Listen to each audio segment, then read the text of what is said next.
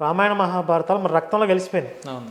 ఇప్పుడు పల్లెటూరులో ఏ పామరుడిని అడిగినా రాములవారి కథ చెప్తాడు. అంతేందుకు 10వ తరగతి పుస్తకంలోనే రామాయణం పెడతారు. చిన్నపిల్లల్ని అడిగినా కృష్ణుడి గురించి చెప్తాడు. జానపద కథల రూపంలో, పాటల రూపంలో, గద్యాలు, నోటి కథల రూపంలో, పద్యాల రూపంలో, సామెతల రూపంలో ఎన్నో రకాలుగా మన సాహిత్యం అనేది మన రక్తమాంసాల్లో కలిసిపోయింది. నల్లట పుస్తకంలాగా దాన్ని సంగలో పెట్టుకుని ఏదో ఒక వాక్యం చదువుకుని ఇది చదవకపోతే దేవుడు నన్ను తిడతాడు, కొడతాడు, ఈ సైకిక్ మెంటాలిటీ లేదు ఇక్కడ. నల్లటి పుస్తకం అది. నల్లట పుస్తకమే కదా, నల్లగా ఉంటుంది పైన.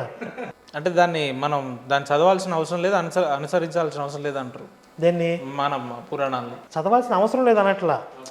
ఇప్పుడు దీంట్లో వైవిధ్యం, అదే హిందుత్వంలో వైవిధ్యం ఏంటంటే పండితులు ఉంటారు, పామరులు ఉంటారు, అన్ని విధాలుగా కూడా తరించిన వాళ్ళు ఉన్నారు. అసలు ఏ మాత్రం శాస్త్రజ్ఞానం లేకుండా పామరులు కూడా భగవంతుడి యొక్క అనుగ్రహం పొందిన వాళ్ళు లేరా? ఓకే. వాళ్ళ శాస్త్రజ్ఞానం ఏం లేదు. అలా అని చెప్పి శాస్త్రజ్ఞానం ఉంటే తప్ప అన్నట్ల పాండిత్యంతో తరించిన వాళ్ళు ఉన్నారు.